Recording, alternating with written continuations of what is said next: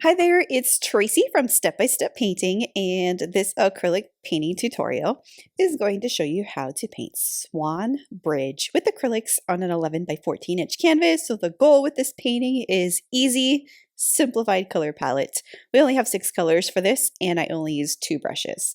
So we're going to be using a 3/4 flat wash brush and a number 4 round brush. The 6 colors you'll need are titanium white, cobalt blue, medium magenta, Hooker's Green Hue, Cad Yellow Light, and Mars Black. If you don't have that light version of that yellow, you can use any yellow for this. And that goes with any of the other colors. You are definitely welcome to substitute close colors to those. I used a white chalk pencil for drawing the swan, and we'll need a T-square to help us measure our horizon line.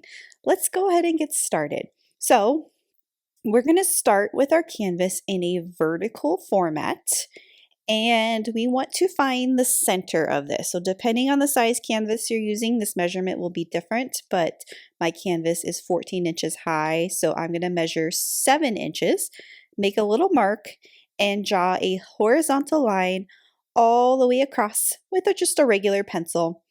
And so now I have my canvas divided, and everything above that's going to be the sky, and everything below that is going to be the water. We're going to start by painting the sky. It's a kind of a pastel sunset background, and we need 4 paint colors on our palette. We need the white, the cobalt blue, the medium magenta pink color, and the light yellow color. We'll be using our 3/4 wash brush. Go ahead and load your brush in the water, and let's mix equal amounts of white and blue together. You're going to create a lighter version of that blue. Start at the top. So in this sunset, we have blue at the very top of the sky, and it quickly blends to like a purple and pink and yellow at the bottom. So we're going to go down maybe about 2 to 3 inches with this blue. And then without rinsing the brush, grab a whole bunch of white and go ahead and blend that white into the blue. So ideally, we want that blue to get lighter as we approach to maybe about 4 inches down the canvas. Applying that white there is going to help us transition to our next color, which is going to be pink. So without rinsing the brush, grab the pink and kind of mix it on your palette a little bit. It's going to turn kind of purple at this point because of the blue.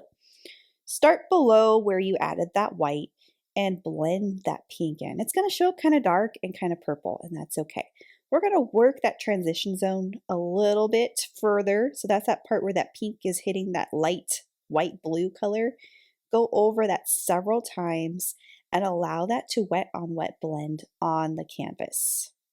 I'm going to go down a little bit further with this pink, and I'm going to rinse the brush off so I can get this cobalt blue off of my brush. But I'll bring this up just a little bit, work that transition zone a little bit more, and rinse. So I have kind of a hazy transition from blue to pink, and that's okay. I'm going to rinse this all the way off and grab pink and white. So mixing pink and white together, you're going to get a light pink color. Let's start below. So this is kind of like what we did earlier with the blue and the white. We want this pink to transition to kind of a light pink color. That's going to help us transition to our yellow color. So I went down almost to the horizon line, but there's like a big gap left. Wipe the brush off or rinse it and grab your white. So let's fill the rest of the way down with this white. Having that white there is going to help us transition to the yellow without it being harder to blend. So adding that white layer first is going to help us blend. So let's rinse and grab yellow. Take your yellow, add it below that kind of white area that you added. And so we only have a little kind of area left above our horizon line with this yellow. And let's blend that up into that kind of white and pink area and work that transition zone a little bit more. So you're just brushing over that multiple times to get it to blend. I'm going to add more white onto my palette. I'm going to take this white and right here, just above our horizon line, that's going to be the brightest part of the sky where the sun is setting, and that's a very bright light yellow. I can blend that up a little bit further if I want. But I'm not going to spend a lot of time blending all these colors in the sky because a lot of it's just going to be covered up by my trees later on. So I'm not going to be super nitpicky about how that blending looks. It doesn't have to be a perfect blend. And yours is going to look different from mine because you might have grabbed different amounts of a color and maybe it just blended differently. Maybe the humidity level where you are at is different, so it's drying slower, or maybe it's drying faster. But the point is that it's going to look different, and that's okay. So let's go ahead and do the water area. And so the water is all cobalt blue with kind of streaks of white in it for now. So we have a lot of area to cover with this cobalt blue. So you'll need more cobalt blue on your palette, more white on your palette. And the only trick with this water is that it's slightly lighter in the distance. So slightly more white blended into that blue way in the distance, and it's slightly darker on the bottom. Your paint strokes are horizontal and kind of streaky. So as you're blending that white with the blue, we're not really blending it all the way. We're using the tip of the brush to kind of create that water texture. You'll get these kind of streaky paint strokes, and you'll see that when your colors don't blend all the way. So you don't want to over blend the color, and you want to just add a pop more of the darker blue towards the bottom. We will be adding more water lines and reflection to this later. So this is just kind of the base color of our water. So it doesn't have to be very detailed, but just add a little bit extra white in the distance. I did this, doing this kind of fast, big, kind of choppy, horizontal paint strokes. And also does not have to be blended perfectly. There are going to be details in this painting that will be disguising that, so it doesn't have to be a perfect blend of blue and white. Then before this dries, I'm going to take just the center part of this. So we will have this like really pretty glowing reflection going under the bridge. And I'm going to do the first layer of that with white. We'll add yellow to this at the very end. But just add the white to your paintbrush. So if your paintbrush is overloaded, go ahead and rinse it, or you can wipe it. Load it in just the white and do just little horizontal paint strokes of the white right down the center. I like to do this thing where the lines are really closer, kind of smaller and denser in the distance. And then as I go down, they're kind of thicker and further apart. That's one way you can create some perspective in your water lines, but you don't have to do that. We are keeping it simple with this painting. And then, so we can do kind of the opposite and grab just our dark blue, and on the outside parts, so the left and right parts of the water, just loosely add your cobalt blue, and this cobalt's not mixed with the white, so it's showing up darker. So we have just a few very loose, dark water lines on the left and the right, and we have our bright white lines in the middle. So let's wait for this to dry before going on to the next step.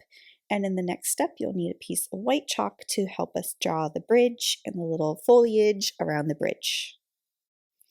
So when you're ready, get a piece of chalk, and let's start over here on the left side of our canvas, and let's just draw a very basic bush. Don't worry about the details or anything, just a basic bush shape. And do that on both sides. So our bridge is going to go from one end to the next. The one on the right was a little bit smaller than the one on the left. But you need to draw these below our horizon line.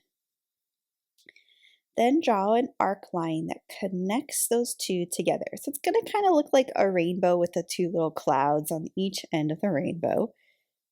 I promise you it will look like a bridge eventually.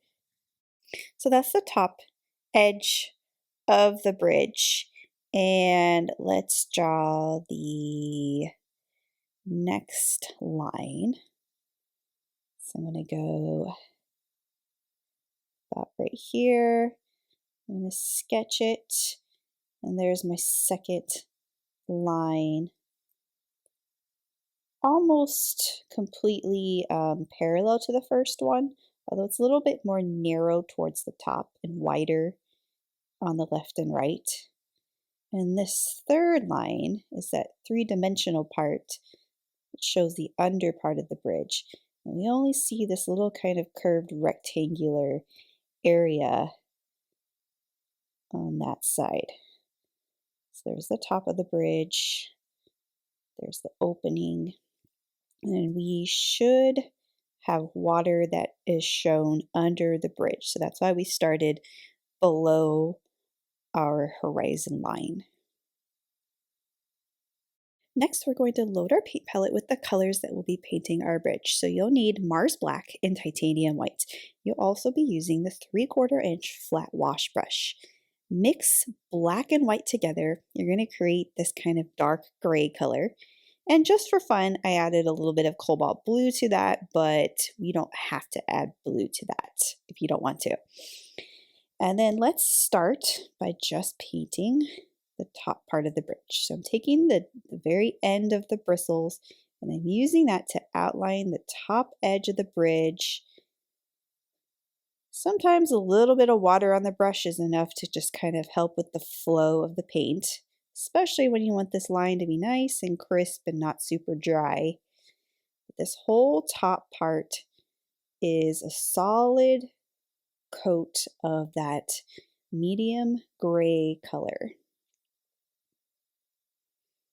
You can use the tip of the brush to outline the shape and then full width to fill it in.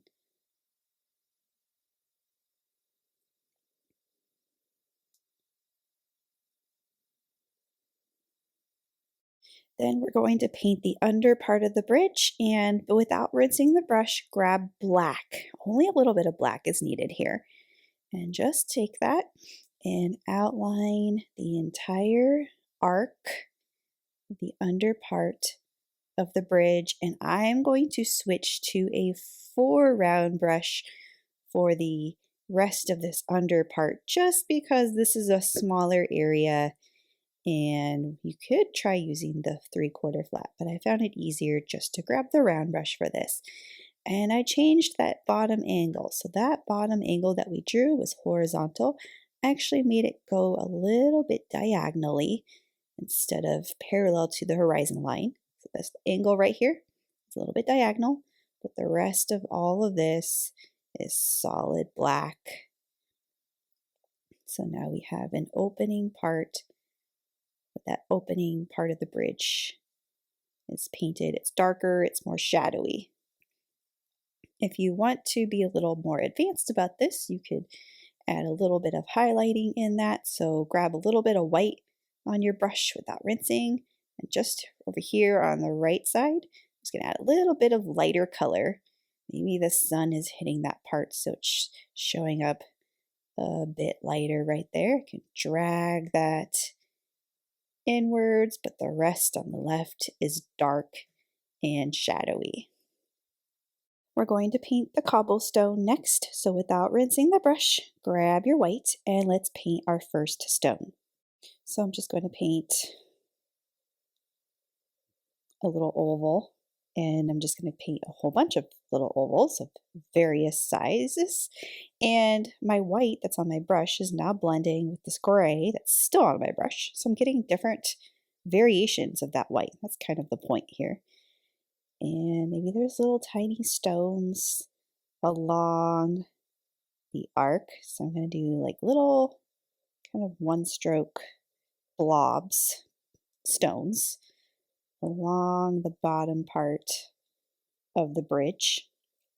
And pretty much where else there's stones, we're just doing little stones of various sizes, done simply by kind of just pressing on the brush to create little oval paint strokes.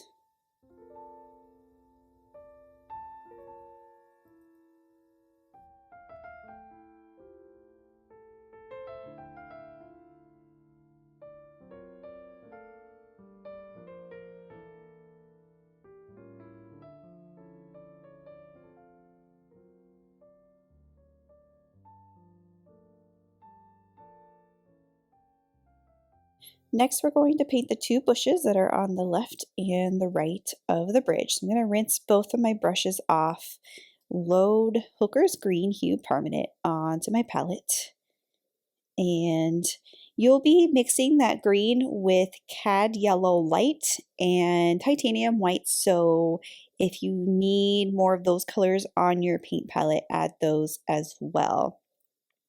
I'll be using my 3/4 flat for this. Let's start by mixing green, yellow, and white together. Doesn't really matter the proportions at first, although I just started with equal amounts. Green, yellow, and white. Just took my brush and dipped it in all three of those colors. We're going to do this kind of sponging technique with our brush. I'm just going to load the paint on the end of the bristles, and I'm going to stamp this to create the texture of the bush.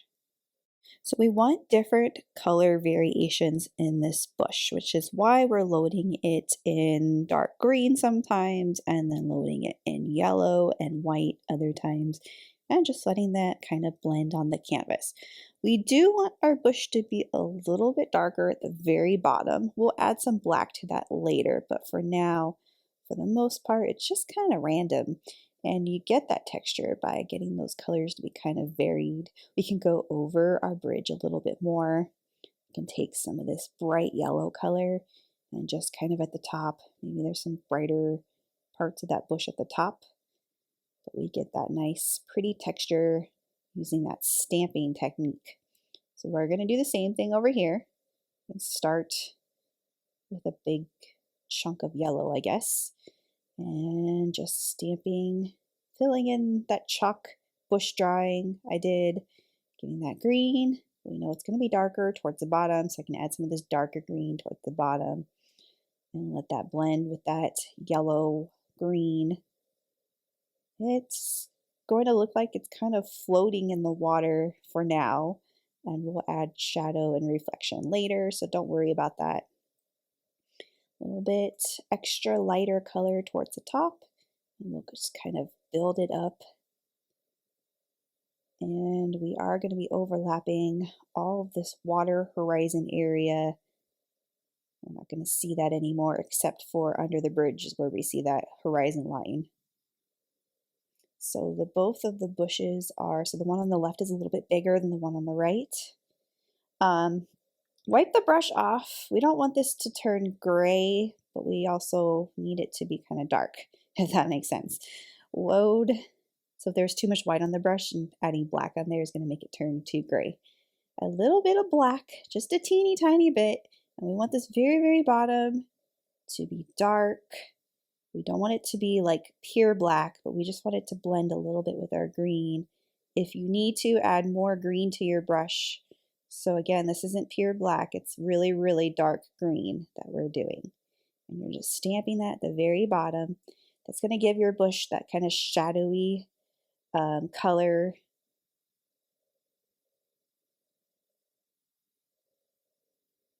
Which the bottom should be darker and shadowy. A little bit down there below the bridge, on that under part of the opening, you can have a little bit of greenery growing there too. So the bridge looks like it's on the land in that area and not just floating in the water. I'm going to touch up the bridge next, and so I'm going to get my number 4 round brush back. Kind of loosen this black with water because I'm going to be using it to outline the bridge. Take that and outline the very top edge of the bridge.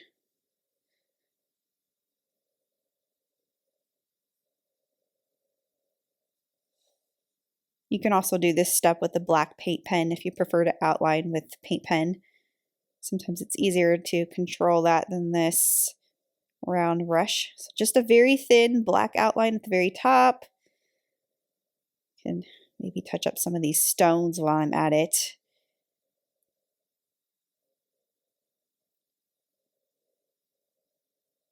And a few more little tiny white stones up there. But the top edge is dark.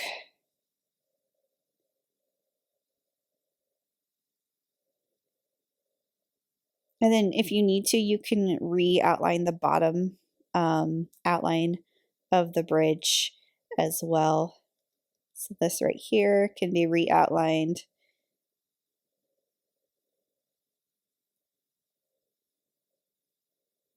I'm going to be doing the tree trunks and branches next, and I'll be using this number 4 round brush. So if you don't like doing the trees with the round brush, you can use a different brush. So maybe you like the angle brush better, or maybe you like doing them with a flat brush. So whatever brush you prefer for the trees, by all means use that one. I'm using the 4 round for this. So one trick I find with the trees is just to kind of loosen your black up a little bit. So add a little bit of water to that. You don't want it to be dripping, but it also is harder to paint when it's thick and not flowing very well. So a little bit of water to that, to the black. And I'm going to start at the bottom. So there's a tree trunk over here hanging out on this kind of land area. And it's going to split off into 2 branches and then just have some more branches splitting off. So when I load the brush, I also like to twist the bristles as I'm adding that black in there. That really helps to get that paint right there closer to the bristles so that I can control it better. The branches for this tree go almost all the way to the top edge of the canvas. And then we're going to do another similar size tree over here on the left, hanging out on the top or kind of behind this bush in the back. So this tree, same thing, branches that split off into 2. They go all the way almost to the top edge of the canvas. And then we have a larger tree over here on the bottom left of the painting. So I'm going to start at the bottom. The trunk starts out wide, and this tree is going to go up also to almost the very top edge of the canvas.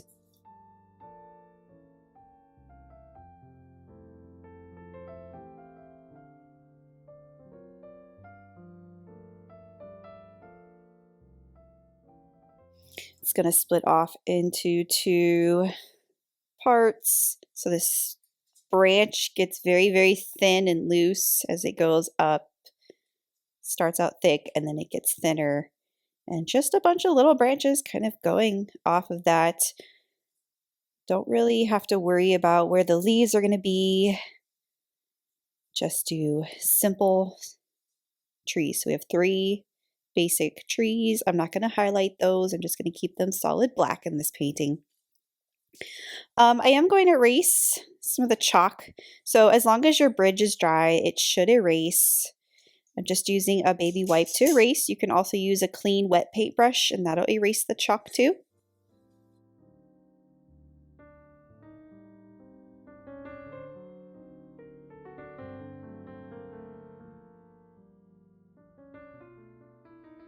The next thing we're going to do is add the leaves on each of our trees. And so some of the leaves are pink, some are green. Let's start with this tree on the right, and that one's going to have pink leaves. So let's use our 3/4 flat and let's mix medium magenta with titanium white. So this technique is the same technique that we just did with our bushes, only we're doing this in the tree branch area. I'm going to take the tip of the brush and stamp a bunch of these pink and white blossoms in the tree. So I'm going to make these little kind of clustered areas on the ends of the branches. And just like what we did with the bushes, we kind of changed the darkness and lightness just by adding maybe more of the dark color to our brush. So I'm going to add more magenta to my brush without white, and that's going to create some little patches of darker pink areas. And then I'm just going to kind of play around with that a little bit more, maybe add some areas that are lighter. So there's more white on my brush. So I'm just doing little clusters of little leaves, bundles of leaves. And I don't want to cover up all the branches, so we still can kind of see the branches through the little bunches of leaves I'm doing.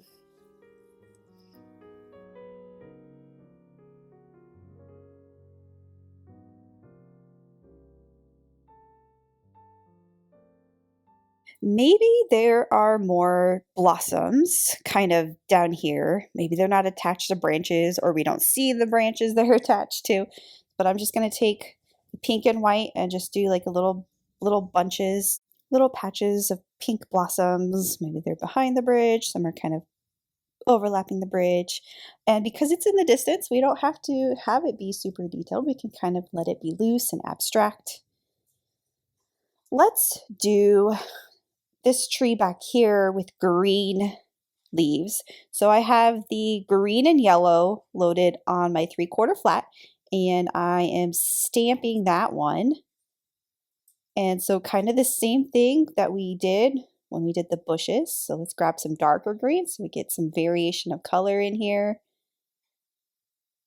Notice the shape that I'm forming. It's very kind of not a very specific shape, but just kind of these bundles of horizontal bundles of leaves that kind of stretch and make like a blobbed area. And if you end up covering too much of the branches, we can always go back and paint more branches that are overlapping parts of the green. And then, so we can do the front tree, either pink or green. I'm going to do pink blossoms for it. So because this tree is overlapping that other one, it is a little bit of a challenge to kind of go around it, but still make it visible. So I'm going to do the best I can to not completely cover all that green I just did. And because that green is wet, I don't want my pink to blend in too much with it. It's going to turn kind of a muddy color if that happens. So I'm going to just make little bunches of the dark pink, and then I'll get my white. So I'm going to do the same thing that I did earlier with the pink tree. And maybe, so the white is pretty safe to kind of go over that green a little bit. But I don't want to mix it too much, and I don't want to have that cover too much of that green. I still want that green to show through.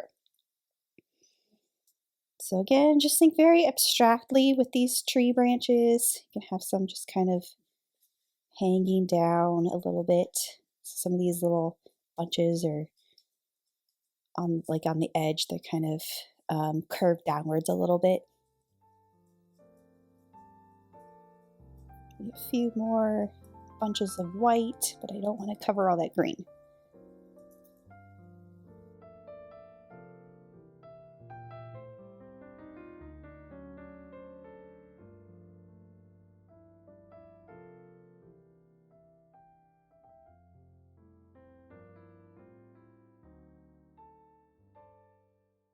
Next, I'm going to go in and maybe add some more green to help balance some of the pink. You may decide that you like it how it is. You don't want to add more, but I'm just going to do maybe white and yellow over here. Bunches of like yellow over here. A little bit of green. And maybe some more green up here to kind of let that green show through a little bit more. For the most part, when you step back, it all just kind of comes together. And I am going to do some more branches next. So this is optional. I am going to take my round brush and do kind of a smaller, I did kind of a smaller branchy tree over here on the right. And then up in the trees, I'm going to add more branches. So you can take the brush again and go back over your branches or even create new ones. So that helps that kind of show through the trees. So we have some branches that are showing.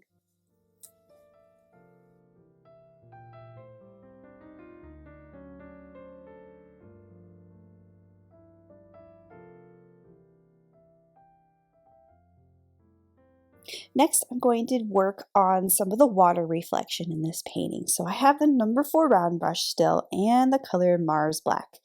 Let's start by just taking the black and going under just these 2 branches over here, or these 2 trees on the right. I did little black horizontal strokes, kind of forming a vertical area of reflection just under the tree. Rinse the brush off and then grab your pink and do like little pink horizontal reflection lines for the blossoms in that tree reflecting in the water. And again, this needs to just be very loose, very abstract, not super realistic. And then we can kind of look where else we can add reflection lines. So maybe right here, there's some green and yellow reflection. I still have pink on my brush, so I'm kind of getting these orange marks, but that's okay. Now rinse and grab my blue and black. And so right here on the right side of the bridge, I'm going to do some darker water lines with blue and black. Over here on the left, same thing, darker lines of darker, kind of a shadowy reflection in the water. So it kind of makes it look like the bridge is reflecting in the water. And I can get some of my green. And let's do some grass. So let's add something interesting on the bottom edge of the painting. If you don't like to do grass, if you don't want to do this, you don't have to. But this is just a combination of green, white, maybe a little bit of yellow. And I'm just kind of dragging my brush up from the bottom edge of the painting.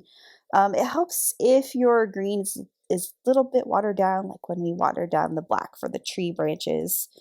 A little bit of white in there helps to kind of brighten that up, since that's a kind of a darker area of the painting.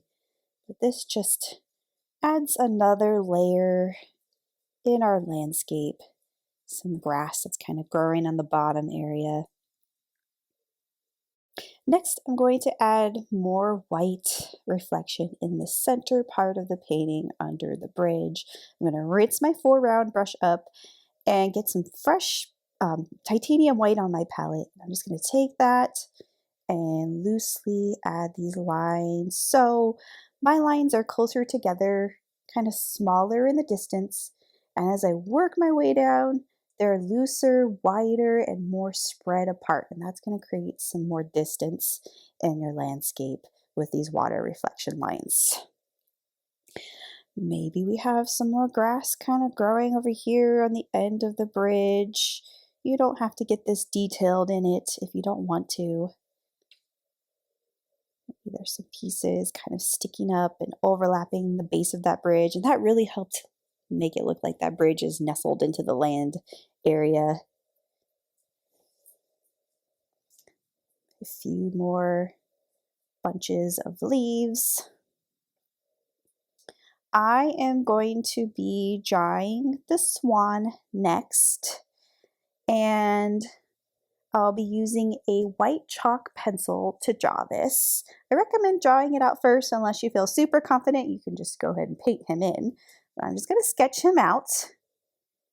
And I'm going to just start by drawing this like curved sort of candy cane shape for the neck. A little kind of oval on the end of that for the head. And then I can continue the shape of the neck down. And then this part gets wide and turns into the body. So I can do kind of the back feathers, loose lines for the back feathers, and then down kind of flat on the bottom, because the swan is going to be on top of the water. So this part right here is what we really want to pay attention to. This part dips down, curves, and then we have the neck.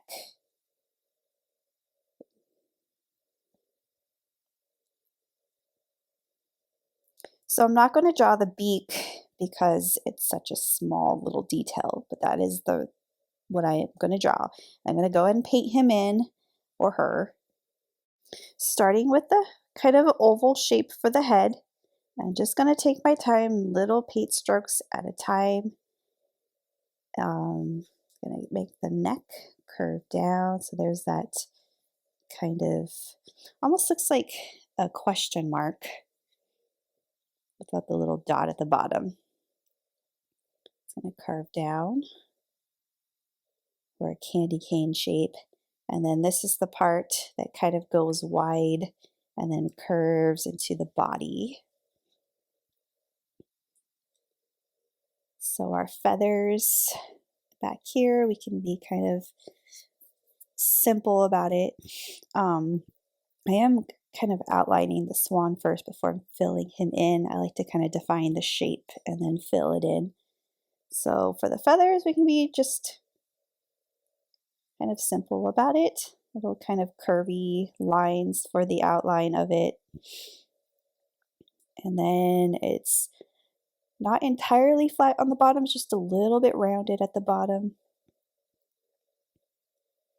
I'm just going to start filling this in solid white.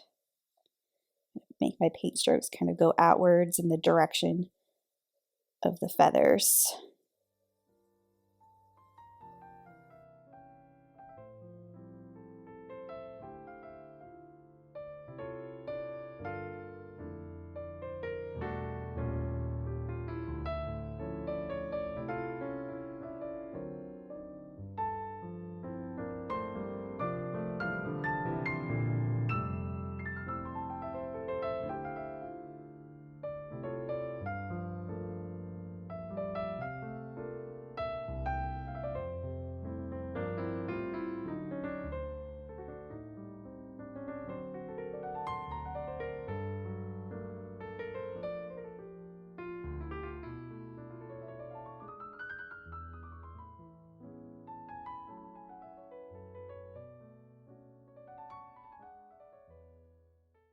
Then I'm going to do the little black part that's close to the beak and the eye.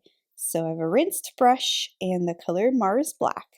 I'm just going to paint this little, very, very tiny triangle shape just on the end of that kind of oval, and then a little dot on the end of that triangle for the eye. Rinse your brush off and you'll need to mix an orange on your palette. So we'll need our yellow. So this is Cad Yellow Light, and you'll mix it with the medium magenta color. So about equal parts of that, maybe a little bit more yellow to give it more of that orange color. It's not going to be a dark orange, but it will be an orange. And then do a little tiny triangle for his beak. You could do two swans in this painting, so I thought about doing a second swan opposite of this one so they're facing each other, but I just did the one.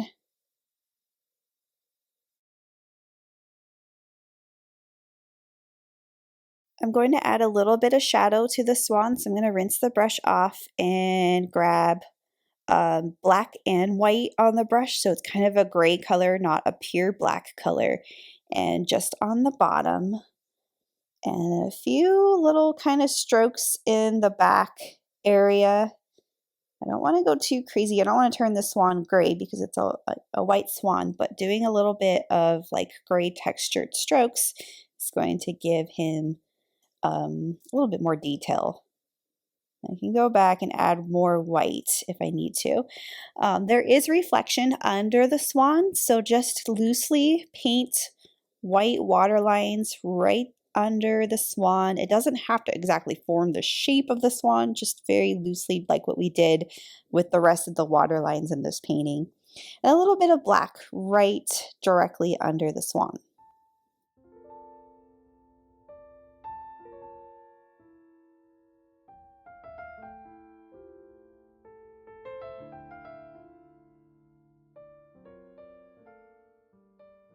Next, I decided I wanted to add another tree in this painting, so I'm going to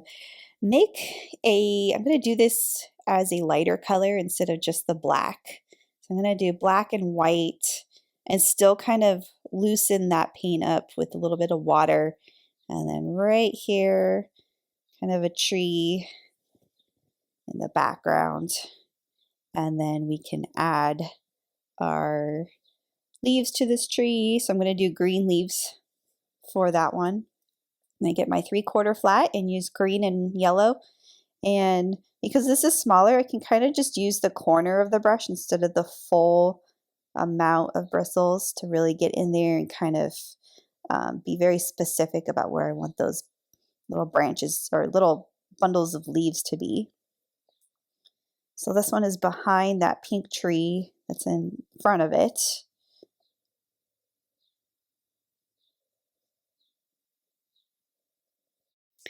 And we can do more reflection lines. I'm actually going to use my 3/4 flat to do some green reflection lines in the water. So just little loose green marks kind of down throughout the blue. Maybe some darker reflection lines over here with our green and black.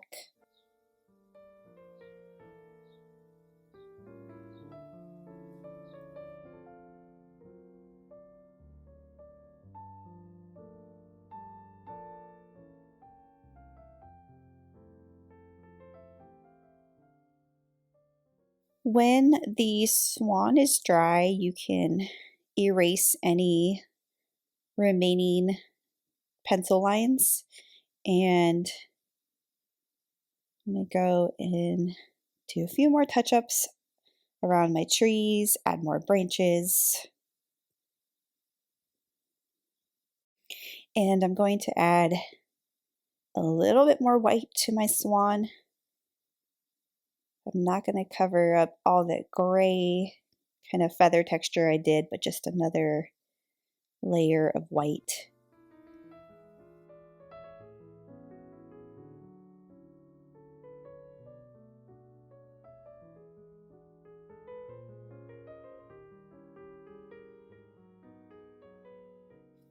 And I'm going to use the round brush in pink and white to do a few more leaves. So the leaves were mostly done with our 3/4 flat, but I'm going to do a few of them with the round brush. This gives it a little bit more texture, kind of brightens up some of the leaves. So this is mostly the leaves kind of on the inner parts of the tree. So if you look, it kind of brightens up the part that's kind of facing the sky. Another fun detail we can add to this painting are little lily pads. So I'm going to be very loose about these and not detailed at all. So these are green, so Hooker's Green Hue with titanium white. You can even use a little bit of yellow. And you're just doing 2 little paint strokes, making this like curved sort of C shape. And then the ones that are kind of in the distance are just little marks, little brush marks. It's kind of thick, so our water layer that we did, it was thin, so these are kind of thicker paint strokes. You can do more grass lines.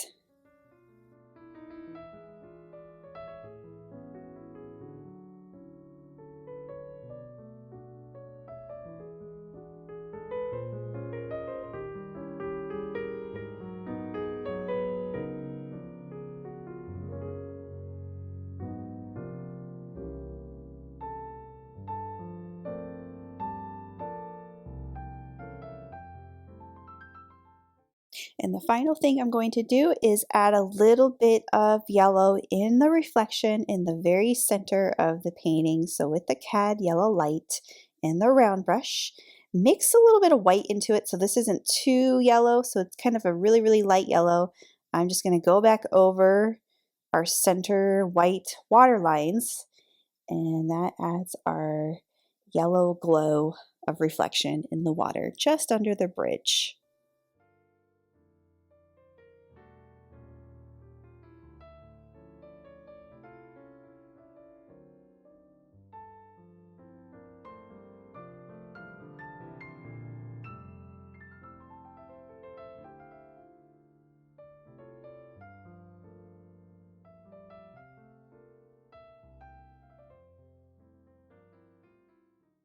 And that is it. This is the conclusion of how to paint Swan Bridge, a truly relaxing landscape. Thanks for watching, and thanks for painting with me.